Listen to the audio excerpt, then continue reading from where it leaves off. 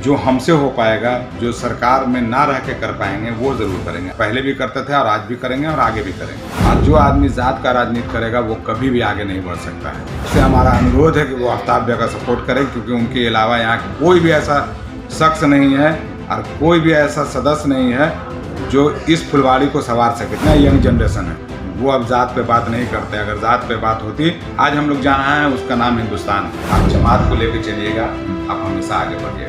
अगर एक जात को लेकर चलिएगा तो कभी आगे नहीं बढ़िएगा।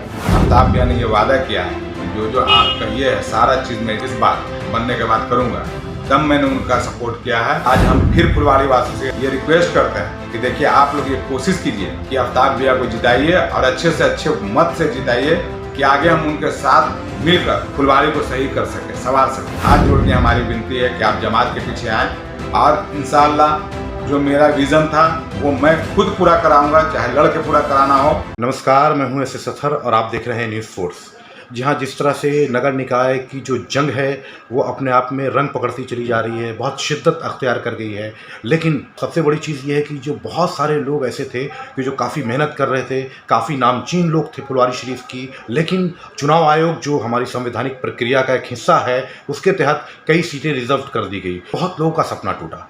उसमें से एक हैं हमारे साथ में नौशाद आलम, जो काफ़ी मेहनत कर रहे थे, जनता का काफ़ी समर्थन भी मिल रहा था और क्योंकि यहाँ की जानी मानी हस्ती हैं, उसके बावजूद जो है कल एक ब्रेकिंग न्यूज़ ये आई कि इन्होंने अपने समर्थकों के साथ में डायरेक्ट ये चेयरमैन आफ्ताब आलम को सपोर्ट कर रहे हैं। तो आइए जानते हैं नौशाद साहब से। सर, बहुत बहुत स्वागत है आपका न्यूज़ फोर्स में। सबसे पहली चीज़ आप ये बताइए कि आप सभापति के लिए खड़े हो रहे थे, लेकिन वो संवैधानिक प्रक्रिया का एक हिस्सा है, जिसकी वजह से आपको क्या मायूसी हुई? आपके समर्थकों में तो कई लोगों को देखा गया कि बड़े मायूस थे। क्या कहेंगे आप, पहली प्रतिक्रिया? इस चीज़ पर हम इतना ही कहेंगे कि उसको मायूस होने की ज़रूरत नहीं है।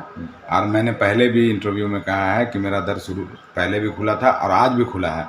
हाँ, मैं फुलवाड़ी को कुछ बदलना चाहता था जो किसी कारणवश अब नहीं कर पाएंगे, लेकिन हाँ, जो हमसे हो पाएगा, जो सरकार में ना रह के कर पाएंगे वो ज़रूर करेंगे। पहले भी करते थे और आज भी करेंगे और आगे भी करेंगे। तो इसके लिए हमारे किसी भी दोस्त मुहिब को उदास होने की ज़रूरत नहीं है। हम कल भी थे और आज भी। कल आप जो है अपने पूरे समर्थकों के साथ में आप डायरेक्ट चेयरमैन आफ्ताब आलम को आपने सपोर्ट किया। क्या वजह थी सपोर्ट करने की? अब आफ्ताब आलम ही क्यों? देखिए, हमारा विज़न था, कुछ विज़न के साथ हम इस इलेक्शन में आए थे कि हमको एजुकेशन देना है, हमको लाइब्रेरी देना है, हमको नशा मुक्त फुलवाड़ी बनाना है, जो बिना सरकार में रहते नहीं बन सकता है।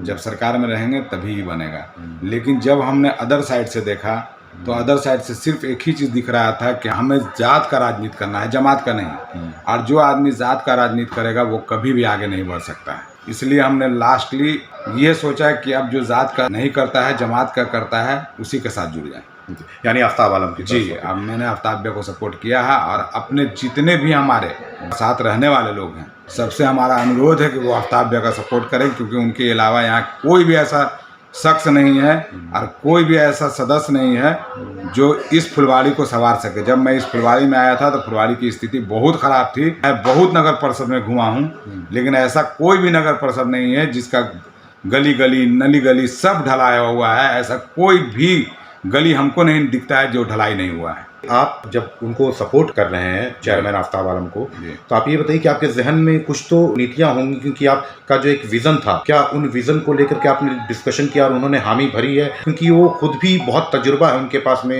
एक फुलवाड़ी की सबसे बड़ी शख्सियत माने जाते हैं और एक इंटेलेक्चुअल हैं, शायर हैं, ग्रास रूट लेवल के सबसे बड़े नेता माने जाते हैं।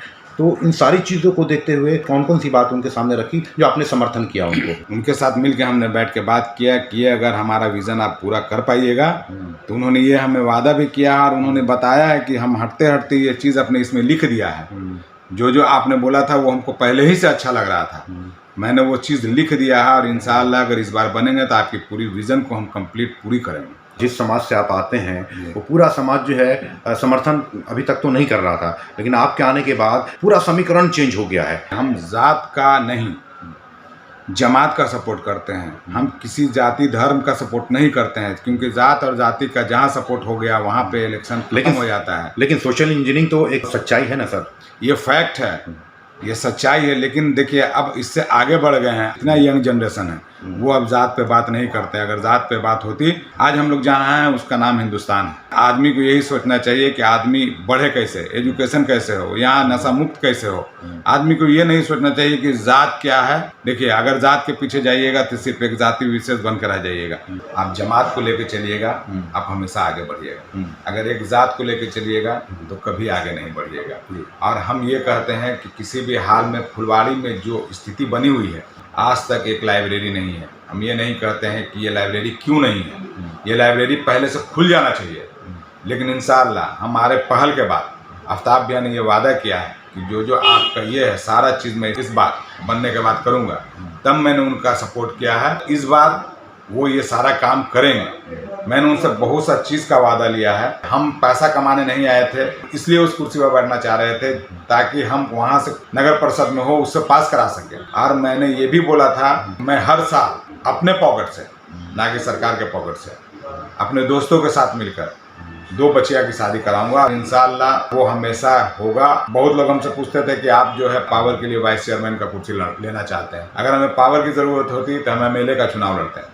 और ऐसा नहीं है कि हम MLA का चुनाव लड़ नहीं सकते हैं, लेकिन हमें पावर की ज़रूरत नहीं थी, हमें फुलवाड़ी को संवारने की ज़रूरत थी।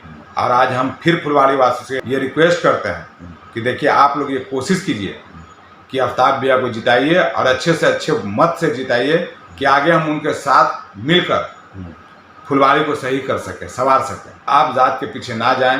किसी भी जाति धर्म से हम बोल रहे हैं, हाथ जोड़ के हमारी विनती है कि आप जमात के पीछे आएँ। और इंशाअल्लाह जो मेरा विज़न था वो मैं खुद पूरा कराऊंगा, चाहे लड़ के पूरा कराना हो या जिद करके पूरा कराना हो, लेकिन ये विज़न हम पूरा कराएंगे। और इंशाअल्लाह मेरी कोशिश हमेशा रहेगी कि फुलवाड़ी सुंदर हो जाए, फुलवाड़ी अच्छा हो जाए। अभी जो कैंपेनिंग होगा तो आप चेयरमैन आफ्ताब आलम के लिए कैंपेनिंग करेंगे? एकदम करेंगे। जब साथ में हैं तो साथ में रहेंगे और जहाँ बोलेंगे वहाँ करेंगे।